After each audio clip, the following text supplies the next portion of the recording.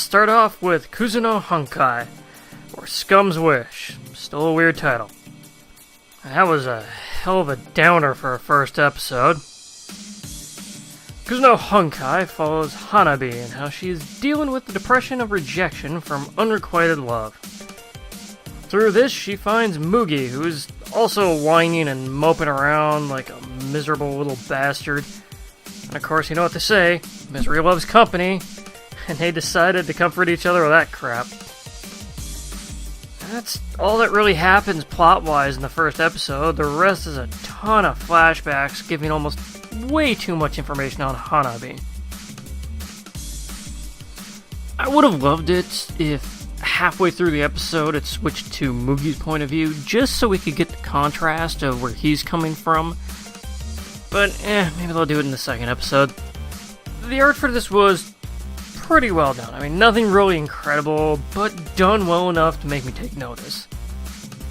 The sound wasn't bad, but Hanabi's voice kind of annoys me. It's this really dull down tone of just a whiny teenager. So maybe they nailed it, I guess. As far as first episodes go, this does have me interested enough to see if these two might grow a bit more emotionally and start to come out of the depression that they are currently in. Which the episode did a wonderful job of conveying, that they were in a massive depression, because holy god, I almost wanted to slit my wrists. I mean, if this second episode still has these two whiny teens moping around and listening to Simple Plan, I might punch my monitor in. Gabriel Dropout follows our heroine Gabriel, who's an angel, and has just recently graduated angel school. Okay. And to finish, they have to live among humans, helping and studying them for God knows what or how long. But they still also have to attend high school there too. Which seems kind of like a waste of time to be in school in the human world. But you know, what the fuck do I know? I'm not God. Colonel Sanders here seems to know what's best for everyone. So almost immediately, Gabriel gets distracted by an online video game.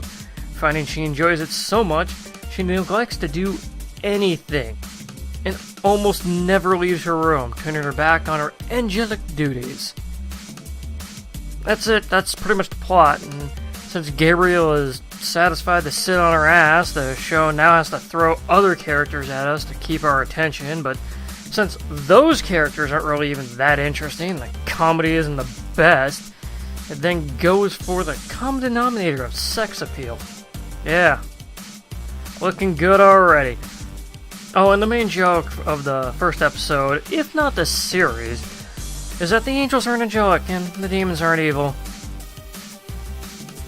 The art is your typical colorful moe bullshit blobbish crap. The voice acting is really kind of subpar, which I can't really blame the voice actors for what they have to work with. I was so fucking bored during this first episode. I checked to see how much longer I had to endure this at least 5 different goddamn times. I wouldn't even recommend watching the first episode of this, let alone trying for round fucking 2 of this shit. ACA 13 Territory Inspection Departments. And ACA 13 is kind of an odd one for me. It starts off in country Doha, where there are 13 states that operate almost independently from the central government. To ensure that those states are running smoothly and that every state is paying their dues and happy, the government established the inspection agency to help monitor the states, creating almost a Orwellian world as they oversee things. The story follows the seemingly apathetic Gene Otis as he makes his inspections around the 13 states. I can't really say that anything that interesting happened in the first episode. This was very meh. But there was something about the world building and the idea of this world and the art itself that seemed to grab me enough to basically want to watch this character run around doing an amount of the office work. I mean, though this office work may end up getting someone killed when he does a good job, not really sure. They never stated what happened to the people they uncovered from being bribed. The art for this seems kind of stylized and reminiscent of older anime. It really kind of reminded me of Lupin the Third with character design. Backgrounds were pretty well done as well. As for the sound, I can't say the voice acting really stood out, but the music for this was amazing. Or at least the opening theme. It was a fun, jazzy-ass tune that had me thinking back to Persona 4. I would recommend watching this, or at least the very first episode.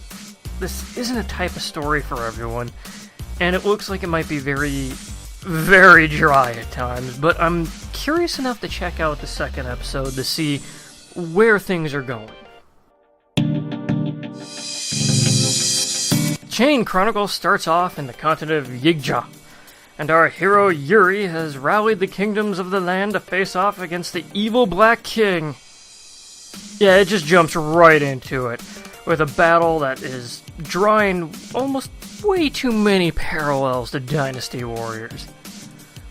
This first episode started off strong, and I kinda loved it. At least the first half. We watch our heroes and other random, possibly important characters all have their moments in the sun, and then they fail. Oh, they absolutely just fucking fail.